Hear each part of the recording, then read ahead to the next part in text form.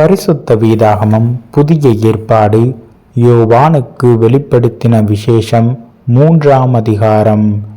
சர்தை சபையின் தூதனுக்கு நீ எழுத வேண்டியது என்னவெனில், தேவனுடைய 7 ஆவிகளையும் 7 நட்சத்திரங்களையும் உடையவர் சொல்லுகிறதாவது, உன் கிரியைகளை அறிந்திருக்கிறேன். நீ உயிருள்ளவன் என்று பெயர் கொண்டு இருந்தும் செத்தவனாயிருக்கிறாய். நீ விழித்துக்கொண்டு சாகிறதற்கு ஏதுவாயிருக்கிறவைகளை ஸ்திரப்படுத்து. உன் கிரியைகள் தேவனுக்கு முன் நிறைவுள்ளவைகளாக நான் காணவில்லை. ஆகையால் நீ கேட்டு பெற்றுக்கொண்ட வகையை நினைவு கூர்ந்து அதை கைக்கொண்டு மனம் திரும்பு. நீ விழித்திராவிட்டால் திருடனைப் போல் உன்மேல் வருவேன். நான் உன்மேல் வரும் வேலையை அறியாதிருப்பாய். ஆனாலும் தங்கள் வஸ்திரங்களை அசூசிப்படுத்தாத சில பேர் சர்தையிலும் உனக்கு உண்டு. அவர்கள் பாத்திரவான்களானபடியால் வெண் வஸ்திரம் தரித்து என்னோடே கூட நடப்பார்கள். ஜெயம் கொள்ளுகிறவன் எவனோ அவனுக்கு வெண் வஸ்திரம் தரிப்பிக்கப்படும். ஜீவ புஸ்தகத்திலிருந்து அவனுடைய நாமத்தை நான் கிறுக்கி போடாமல் என் பிதா முன்பாகவும் அவருடைய தூதர் முன்பாகவும் அவன் நாமத்தை அறிக்கையிடுவேன். ஆவியானவர் சபைகளுக்கு சொல்லுகிறதை காதுள்ளவன் கேட்க கடவன் என்று எழுது.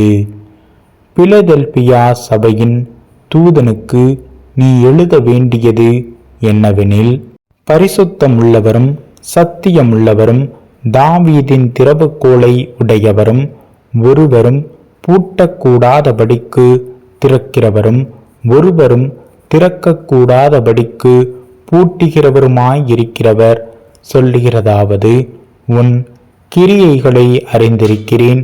உனக்கு கொஞ்சம் பலன் இருந்தும் நீ என் நாமத்தை மறுதலியாமல் என் வசனத்தை கைக்கொண்டபடியினாலே, இதோ திறந்த வாசலை உனக்கு முன்பாக வைத்திருக்கிறேன், அதை ஒருவனும் பூட்டமாட்டான்.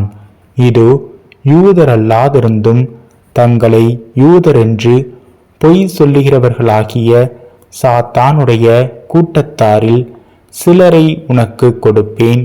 இதோ அவர்கள் உன் பாதங்களுக்கு முன்பாக வந்து பணிந்து நான் உன்மேல் அன்பாயிருக்கிறதை அறிந்து கொள்ளும்படி செய்வேன். என் பொறுமையை குறித்து சொல்லிய வசனத்தை நீ காத்து கொண்டபடியினால் பூமியில் குடியிருக்கிறவர்களை சோதிக்கும்படியாக பூச்சக்கரத்தின் மேலெங்கும் வரப்போகிற சோதனை காலத்திற்கு தப்பும்படி நானும் உன்னை காப்பேன். இதோ சீக்கிரமாய் வருகிறேன். ஒருவனும் உன் கிரீடத்தை எடுத்து கொள்ளாதபடிக்கு உனக்குள்ளதை பற்றி கொண்டு இரு. ஜெயம் கொள்ளுகிறவன் எவனோ அவனை என் தேவனுடைய ஆலயத்திலே தூணாக்குவேன்.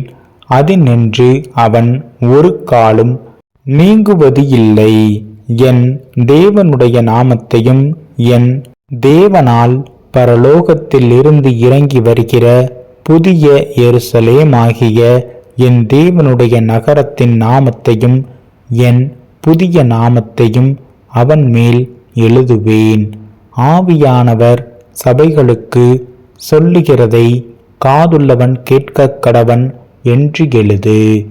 லவோதிக்கியா சபையின் தூதனுக்கு நீ எழுத வேண்டியது என்னவெனில், உண்மையும் சத்தியமும் உள்ள சாட்சியும் தேவனுடைய சிருஷ்டிக்கு ஆதியுமாயிருக்கிற ஆமீன் என்பவர் சொல்லுகிறதாவது, உன் கிரியைகளை அறிந்திருக்கிறேன். நீ குளிருமல்ல அனலுமல்ல. நீ குளிராயாவது அனலாயாவது இருந்தால் நலமாயிருக்கும்.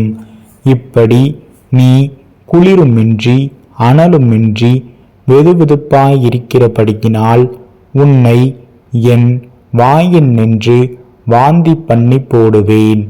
நீ நிர்பாக்கியமுள்ளவனும் பரிதபிக்கப்படத்தக்கவனும் தரித்திரனும் குருடனும் நிர்வாணியுமாயிருக்கிறதை அறியாமல் நான் ஐஸ்வர்யவானென்றும் திரவியச பண்ணனென்றும் எனக்கு ஒரு குறைவுமில்லை என்றும் சொல்லுகிறபடியால் நான் நீ ஐஸ்வர்யவானாகும்படிக்கு நெருப்பிலே புடமிடப்பட்ட பொன்னையும் உன் நிர்வாணமாகிய அவலட்சணம் தோன்றாதபடிக்கு நீ உடுத்திக் கொள்வதற்கு வெண் வஸ்திரங்களையும் என்னிடத்திலே வாங்கிக் கொள்ளவும் நீ பார்வையடையும்படிக்கு உன் கண்களுக்கு கலிக்கம் போடவும் வேண்டுமென்று உனக்கு ஆலோசனை சொல்லுகிறேன்.